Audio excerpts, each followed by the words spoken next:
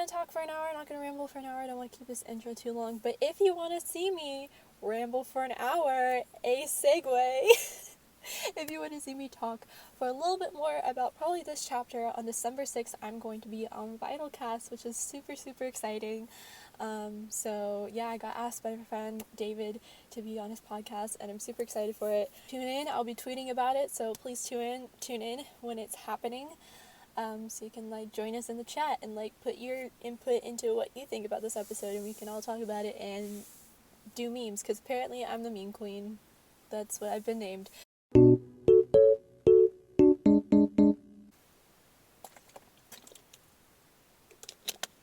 Whew, okay. We have a lot to talk about. First thing I want to talk about is the pajamas. We got second outfits. So normally it's kind of difficult if you don't know too much about animation. It's kind of difficult to rig multiple outfits for characters, and the fact that they took the time to do Atlas pajamas, that was super cute, and I just really appreciated that detail.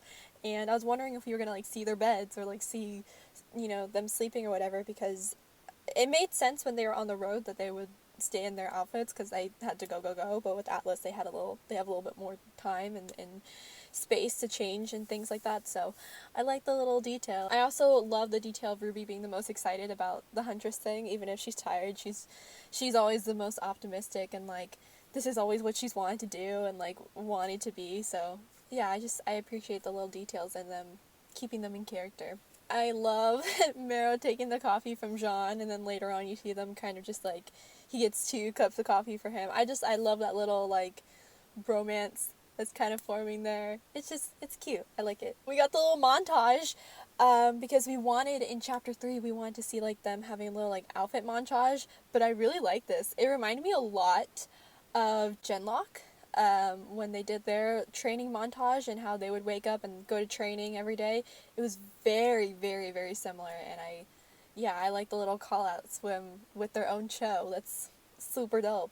But the music in the background was super montage-y type music, and yeah, it was cute, and I appreciated it. I also loved Nora braiding Ren's hair, and I love the little detail because we had little chibi Nora braiding Ren's hair, so the fact that we got to see it in the show, that's cute.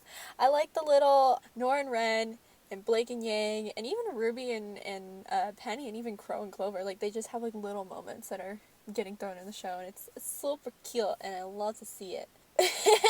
Also, the little Bumblebee scene with Mero, where he's just kind of your styles are kind of different. Maybe you should split up. Maybe you should it's nah, you don't know our girls. They have to be in 2 centimeters within each other, or else everything goes to shit. But no, I love the little call out, because so many people who are against Bumblebee are always oh well, their styles don't go together, their themes don't go together. When we got Nevermore, the song, they were oh, well, their song styles don't go together, and Nevermore was kind of that FU to that, and this scene was kind of an FU to that, and yeah, they're different, but they work so well together, they complement each other so greatly, and I feel it was kind of a call out to the people who are against it, and yeah, it was cool, it was nice to see, and I liked it, and I love Yang just getting so upset and being what the fuck did you just say?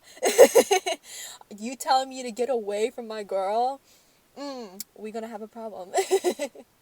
And then Mero just kind of backing off and be oh, I'm sorry. It was cute, and yeah, I love the little bee moments. It's all precious. They're so great. I love them. We got the thirsty moms.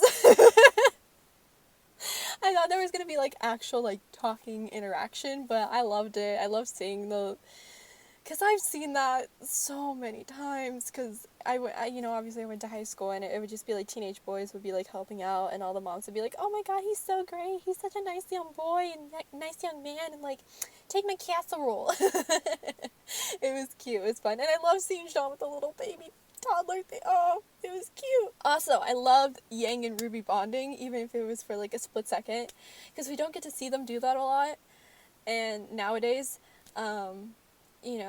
the last time we kind of got to see was the volume 5 Yang short of them training together. So I appreciate getting to see the sisters bonding, and I love how they cut to the different set of sisters. It goes from one set of sisters to the next. So it goes to the Schnees next, and we see Weiss finally showing her summon to Winter, and Winter's just kind of like, it was okay. But you can totally tell, like, she's so proud of her sister, and it was really great. The area where they're training, where Juniper and I think, yeah, Ruby was there, and a bunch of other characters were there, which I'll get to. It reminds me so much of RVB, where they do the little training scene in, was it season 9, I think? God, it was such a long time ago. Season 9 with Carolina and Tex and everything. I don't know why it reminded me of that, but it did, with, like, the little, like, blue lighting and everything. It was great. Also, I love how we're talking more about the semblances. I love how Vine was to Jean like, oh, you need to extend your aura. Have you ever tried that?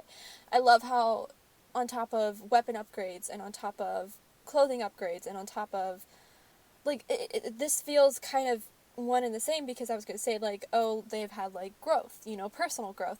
Their aura and their semblances are growing as well, and that's kind of connected to themselves, so it's kind of like it goes hand in hand. They're both growing at the same time, and it's really great. I love seeing all of them being pushed to their limits, because that's what they need. It reminds me, why do I always just reference things? I don't know why things just always are connecting in my mind. But it reminds me of My Hero Academia in season 3, when they went to the training camp together, and it was just like, okay, here are your quirks, we're going to push you to each of your limits, we're going to put you with people who can push you to your limits. And, like, so they have Ruby racing Harriet and everything, which I loved, and seeing, like, how fast she can go with that. And then Jean, like, how can you use your aura? Like, Ren, how many times can you get back up?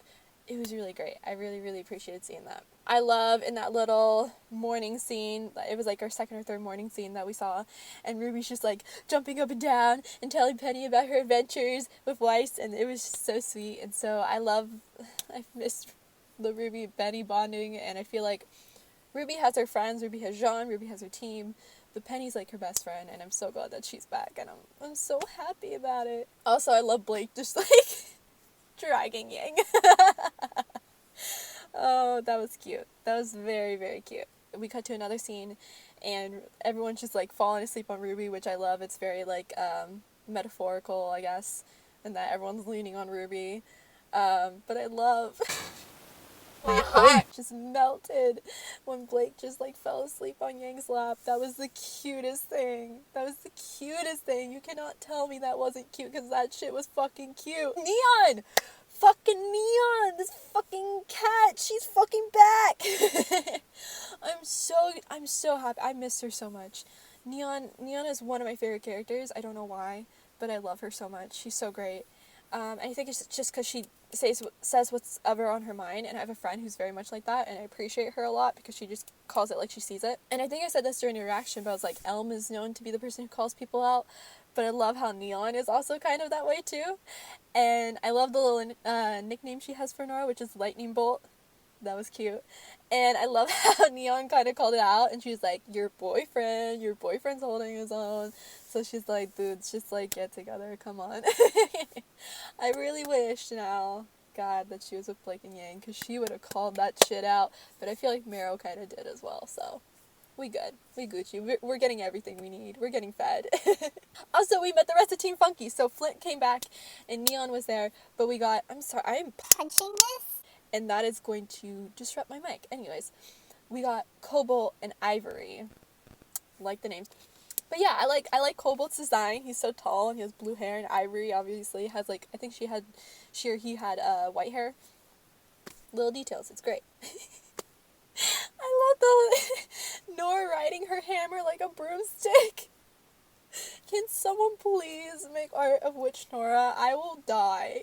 That would be so great. Also, Nora giving Neon a black eye. I was kind of questioning that. I was like, did Neon not engage her aura or something? Or, I don't know. I think it was just kind of for comedic effect, but I was kind of like, my little working mind was like, okay. Jean just being an absolute dork. I felt that in my soul. The little to Flint, I feel that. I feel like that's me anytime I meet anyone cool. Because they're just kind of like, yeah, we're, like, super confident in ourselves. I'm like, That's great. So then we cut to Ruby and Penny and Crow and Clover in the cargo car? Yeah. We're gonna call it the cargo car. The cargo. I hate myself. Anyway. But we cut to them in their car. They have to make supply runs in the car because flying would be too heavy and waste materials. And it makes sense. Logic. Love to see it. What I screamed about was there were penguins. And I screamed not because they're penguins and they're adorable and cute, but because we don't get to see animals a lot in RWBY, because we mainly focus on, we have Grimm, which are like these monstrified type animals, and then we have Faunus, which are animals and humans together, but we don't get to see like just animals. So whenever I see like just animals, I'm like, I am dying. Besides like Crow turning into a bird, it makes me very excited to see like real life things. I love Ruby and Penny's little bonding. We haven't seen that in a while. We haven't, been around that in a while. And I love like Ruby like almost falling asleep on her shoulder. Like, I'm sure Nuts and Dole shippers went crazy. I'm like, I don't know. Is this shipping corner right now? Are we getting into that? Because I would be down for it. I would be down for Ruby and Penny, but at the same time, I love Ruby. I love the idea of Ruby being ace, of Ruby just being, interested in her mission and just loving her friends unconditionally. But if they were to be together, I wouldn't complain. Ruby being concerned about her friends, and about, if Penny is making more friends, if she's doing more things in Mantle besides just being a protector. And I love that concern for her, but it also kind of, sounded to me a little bit like she was jealous. Like, did you make any more friends, like, without me? Like, I just want to know. I just want to know. For no reason. It was cute. Also, this whole fucking friendship thing, it's Atlas, they have like I'm thinking of like in their guidelines and rule books, it's like no friends. I don't know why that's such a thing. Like, I know that's with a lot of workplaces, it's kind of like, oh, you're not really supposed to know a lot about each other. Even in like group therapy that I've been to, you're not really supposed to be friends with each other. You're not really supposed to know a lot about each other because that affects the work. But it doesn't, in my opinion. It actually strengthens a lot of things. It's only when, like, drama happens that's when it affects the work. But if you're all, like, very level-headed and mature and, like, you've been through a lot and you love each other, I feel like that strengthens it more than anything. So, I don't know. I feel like I should call that out. And Penny's question about, like, oh, I want to do what I want, but I have to do things that I need to do, but I want to do both. I feel like that's everyone in life. Like, we have to do the things we need to do, but there's also things that we kind of just, like, want to do, like, for fun. That's a thing. Hashtag capitalism. Crow playing with Clover. I'm just like, my dude, you're gonna lose. Like, the only time he's gonna win is, like, with his nieces when there's not a good luck semblance, like, interfering with his semblance, but what do I know? This comment that Clover said, I didn't get mad. I got mad because I'm thinking of, like, personal things that are happening now in, like, real life, like, I don't like getting into real life things here, but, like, global warming and stuff like that. And because I'm younger, I've always had this statement directed towards me where it's like, oh, well, we're leaving it in your hands. We're leaving it for the different generation. It's like, well, why didn't you fix it in the first fucking place instead of leaving it a mess for us to fix and to pick up the pieces now? It's very frustrating to hear that. And it was very frustrating for him to say that, too, because it's like, oh, yeah, hopefully, the next generation can take care of it. And it's like, fucking, you pick up the pieces right now. You still got some time left. Like, like, everyone's got to do their part. You can't just be like, oh, I'll leave it for the next. I'll procrastinate it for the next generation. It's very frustrating. So, yeah, that comment just, like, irked me. I love Crow addressing that he's not, defacting. Is that the word, I guess? Back to alcohol. He's not relying on that anymore. I really appreciate that that's still a plot point for him, and that's still something that's a part of his growth and in his character. Clover reminded me of that girl. I'll put the Vine in. Marlene, your speech was so good. Oh, really? Because I didn't even try. It was just improv. And oh my god, why can't you just take the freaking compliment? It's so true. I feel Crow on such another level because I cannot accept compliments for the life of me. I need validation, but at the same time, I hate receiving compliments because I just feel I don't know how to take it because I don't want to sound like selfish or anything like that, or like I'm bragging about myself. I feel like it's such a relatable thing. Also, Crow, I saw you. You're a little blushing. You're not slick, my dude. He was like, oh, thanks. I appreciate that.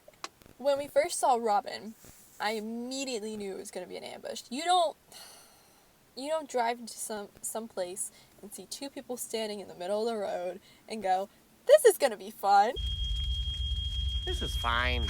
No, that's about to be an ambush, and I should have caught it, but in the episode she says ladies, plural, when there was only one lady next to her, so I should have been like, yep, it's an ambush. Also, she says, show them our teeth, and it didn't connect until a couple seconds later, but in the first chapter there was that sign where it said, show your teeth, and I stupidly thought it was some like faunus discrimination type thing, but apparently it's just kind of their motto, like, show them your teeth, and it reminds me of Ilya, because she broke their teeth.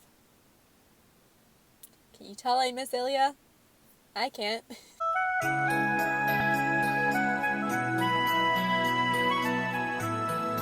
Robin! So, oh my god, Robin looks so much like Christina V, but I was like, I don't know if she'll be voicing her, I don't know, we'll see.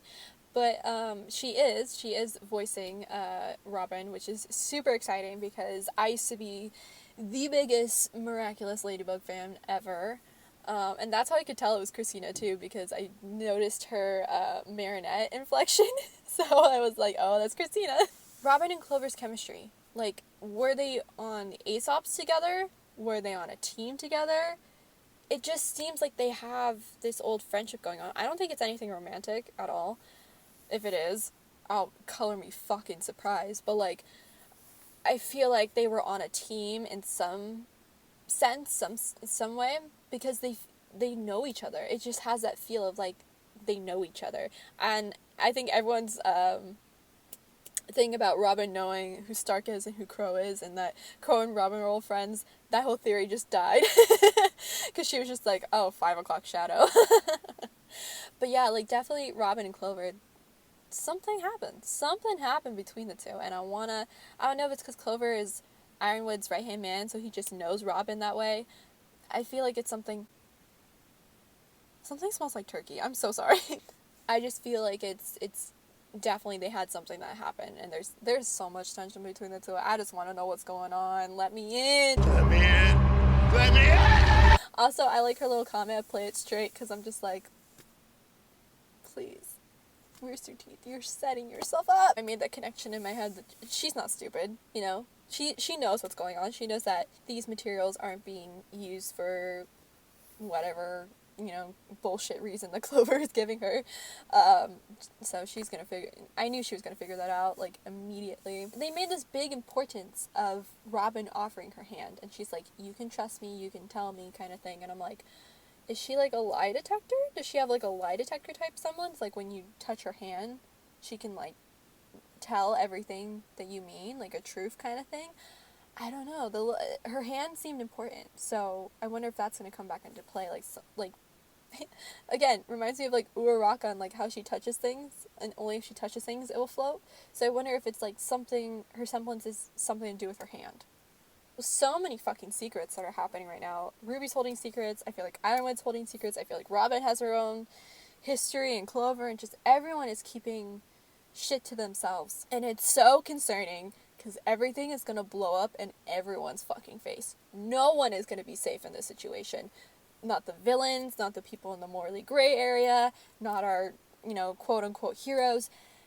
Everyone is going to be fucked over by all this shit. And it's so worrying. I'm so concerned. I'm so concerned for Ruby because even now she was like about to tell Robin about what they were doing. She's like, no, we're helping Mantle. And Clover's like, hold on.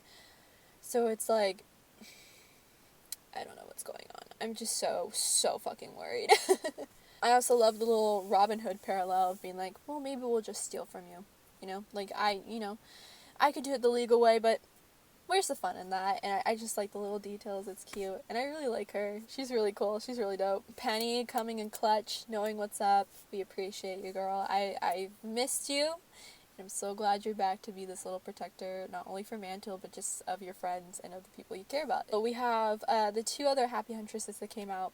I wonder if they have like a dual camo semblance, because it's very like Elm and Vine and how they have kind of connecting semblances. I wonder if they have connecting semblances too. I don't know. It's pretty cool. Also, Robin kind of like calling Penny out and being like, "You're supposed to be the protector of Mantle, but look who you're helping. You're basically the protector of Atlas and not Mantle." I feel so bad for Penny, because Penny is just the sweetest person you'll ever meet, and she's just doing her job. She's taking her orders as she does. But Robin is just not having it, and she's calling her out on it. And so yeah, I just felt bad for Penny. I just feel bad. She's caught in this crossfire that she doesn't deserve to be a part of. Or she doesn't deserve to be in. Like, she deserves to be a part of what's happening, but she doesn't deserve to be in the middle of all this. Also, the little throwaway comment, good luck at the election. Clover, we understand. You have a luck semblance. You don't have to mention it every 2 fucking seconds. So it seems like the Happy Huntresses are going to sneak in to Amity Tower and find out what's going on, and I feel like that's going to go very fucking wrong. Because I feel like everyone, like, Amity Tower is becoming this converging point for everyone. And, you know, like, obviously Team Ruby and Junior and company are building it up. And then, I just feel like it's, you know, Ironwood's obviously going to make his speech, and I feel like something's going to go wrong with that. Robin's trying to figure out what's going on. Some shit is going to go down at Amity Tower, and it's concerning because Penny even made that comment of, oh, it's going to be just like Beacon. It's like, you know, the first thing that fell before Beacon fell, it was Amity Tower. It was the Amity Arena. That's where everything went to shit. So it's concerning. History's going to fucking repeat itself, and it's scary. I also love Weiss and Winter fighting with their semblances. Not their semblances, their summons. God damn it. But I love them, you know, using their summons, and I love Weiss using her knight, because that's like her that's like her main bitch. That's her main spam. She's come so far from like her volume 5 short. It's insane. I love, this is like a camera effect animation thing, but I love the blur effect. They keep on using it, and it's so pretty. It's so pretty. Seeing like it blur from Weiss to Winter, because it really blurring helps with your focal attention. So if you're blurring out something in the front, obviously your focal point is going to go to the more clearer image, which is going to be in the back. So it's so nice to like do character dialogue that way, because it makes it pop more, and it makes it more cinematic, and I don't know. I can talk hours about it. It's great. It's whoever is doing that camera work, get a fucking raise, because you're doing amazing. You're doing amazing. I also love how Winter kind of pointed out that Weiss has a little bit more of a messier type semblance, but she uses it to her advantage, and she just implemented it.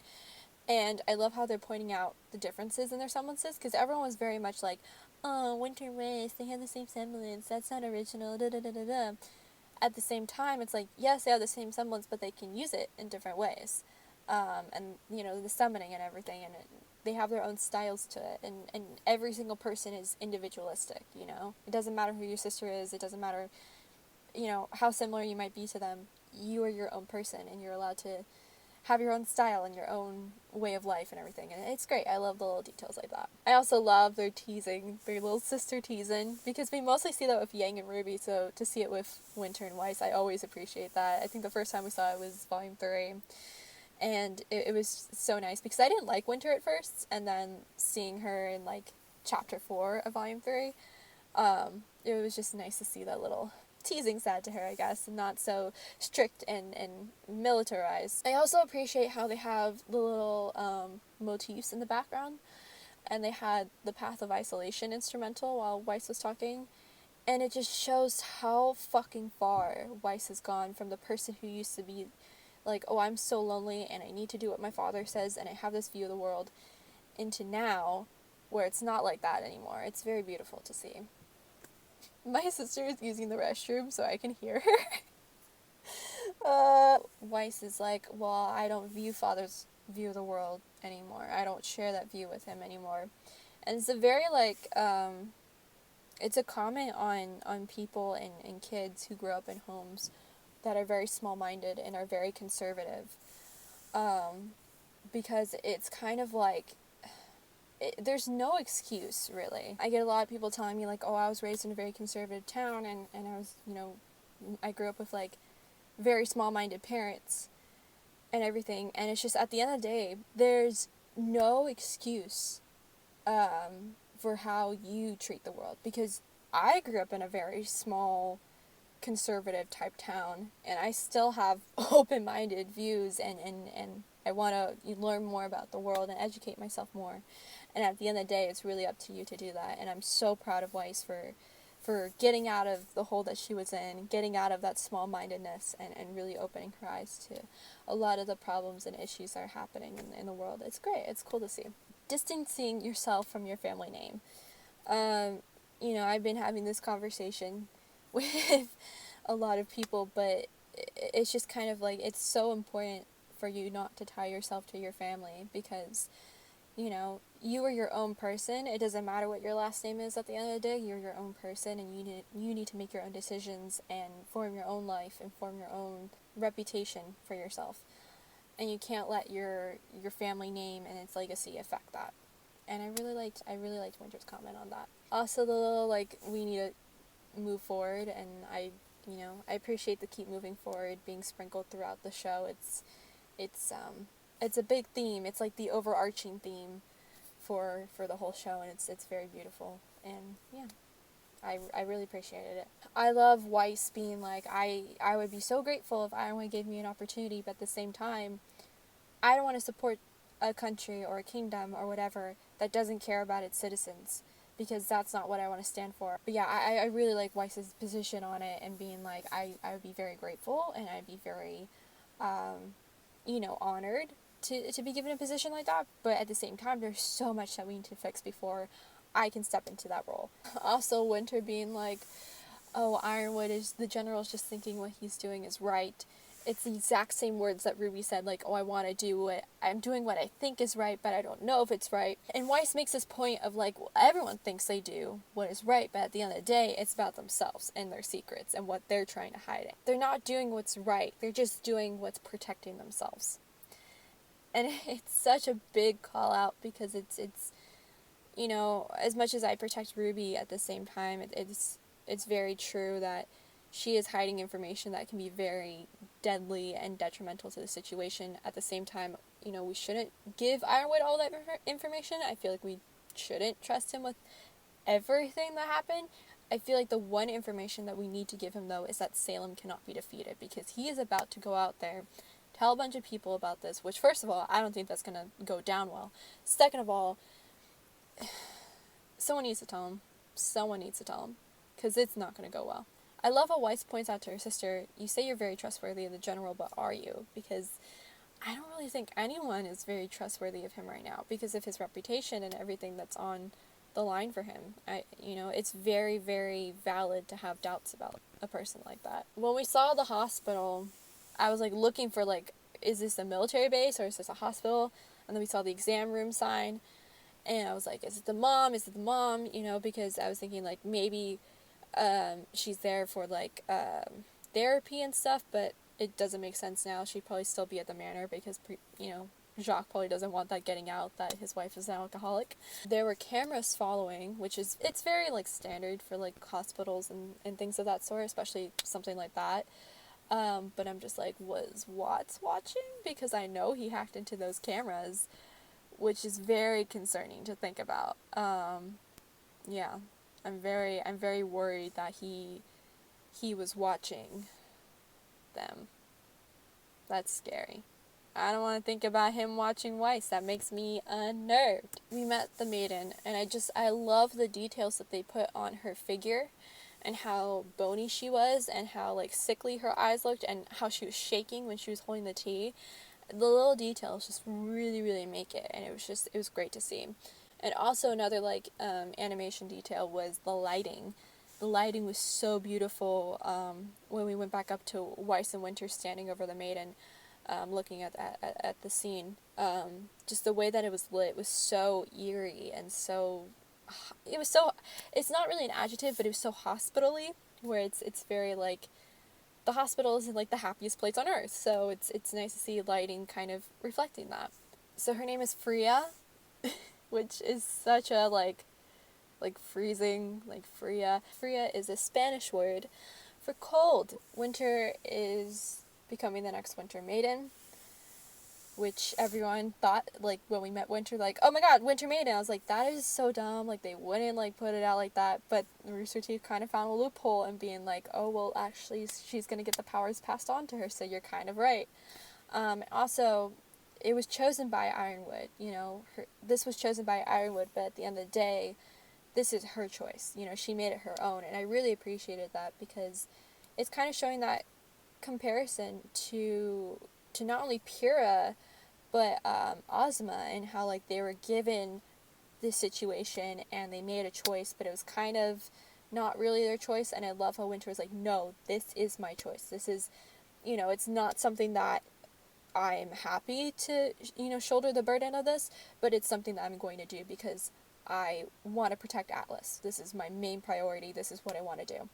So I love how Winter kind of put it out there like that. It kind of ease my worries a little bit more, but it still concerns me because Pyrrha was very much in that position of, oh, you know, we have a maiden who's in a certain condition, and now we need to choose someone else to get those powers instead of being a natural process, and that scares me. And even though it's going to be a more natural process, like they won't have to take the aura and shove it into Winter like they try to do for Pyrrha, it still scares me, you know, because even if the powers do get passed on to Winter, that's a lot of, that's a target on her back, ultimately. And it's scary because there's two things I was thinking about. I was thinking maybe Weiss will come in and take the powers instead. I don't think that's going to happen. What I think might happen, though, what definitely is going to happen, Raven is her spring maiden, right? So if she dies, the powers are going to Yang. That's like 100%. If Winter dies, the powers are going to Weiss. So we already have like 2 people of Team RWBY who are going to get these maiden powers. I feel like Blake could possibly be a candidate if we get to Vacuo and we meet the Summer Maiden. I don't feel like RWBY will ever be a maiden because she's so fucking OP. Like silver eyes and maiden powers, that'd be too much. But, it makes me queasy, man. It makes me queasy. Jacques is fucking annoying, but he is an amazing speaker at the end of the day, and that's... I'm sorry for getting into politics, but that's what so many of these politicians do, is they really persuade the audience because they have these really, like, sympathetic inflections and, like, oh, I care about my people, and blah, blah, blah, but in reality, they're just putting on an act, so... You're an amazing actor, but you're still a fucking asshole. I love also animation thing, the camera cutting from his speech to what's happening in real time. Like, he was like, oh, I'm closing down all the SDCs. And we see that drunk guy from before, and he's pulling on the doors of the SDC, and they're all shut down. Really appreciated that detail. So Jacques closed all the SDCs to really put Ironwood in this place of, there's nothing I can do. And Jacques' like, well, you're the bad guy because I had to close down all my businesses because of you. So you're going to look like the bad guy and take the blame here. And this is going to cause riots in Mantle. We already kind of saw a little glimpse of that because the SDC is basically the main source of dust, which dust is a huge thing in this world. It's very important. So that is not going to go over well. And because of that, people are going to elect Jacques because they want their dust back. He's going to get that council seat. And Ironwood, with the embargo, whether he had the right intentions or not, he dug his own grave. Because he put it in place to be like, well, we're going to cut back on all the dust. We're not going to let things get in or out. We're going to have these borders. We're going to do this, this, and that. And he was trying to protect the city. I 100% believe that. But at the same time, from an outsider's perspective, it looks like, oh, you're just trying to protect yourself. and you're just trying to protect the upper city, and you don't care about Mantle. You're using your materials for something else and not for us, when in reality he's trying to give a speech to help the world, but they don't know about that yet because he won't fucking tell anyone. He's doing all this shady shit, right? He dug his own grave, and it's so frustrating to see that. And Winter even was like, Jacques just lit the sparks of this whole thing, because he saw a little loophole and finally gave that push. And so he closed down all the SCCs. It's not going to be any more dust. It's going to be absolute fucking chaos. And I love how the SDC is bringing about the sparks of what's happening right now, because dust kind of ignites things, and so the company is called Dust Company, so that's, you get what I'm saying? It's a cute little metaphor. It's not cute, it's a scary metaphor, but it's a metaphor. Last point, so I've lived in California for the majority of my life. Obviously I've lived in different places, but LA, a while ago, had these really, really horrible bad riots. My mom could barely get to work. People were like jumping on top of cars, knocking over things, and I'm sure there has been a million of other riots, but I mainly remember the LA riots. I think it's going to be something like that, because it's again, it's just the government against the people, and it's so fucking scary to think about what's going to happen, because the government is supposed to be for the people, but right now what Ironwood is doing and what he's standing for is very much being like against the people, and very much being like, it seems like he's more protecting his kingdom and more protecting his own projects and his own personal interests, instead of protecting people in need and innocent people and civilians and things like that. And it's very worrisome. So looking forward to the next chapters and seeing what fucking chaos comes from this. Fria. I have eyeliner in my eye. I feel like I do.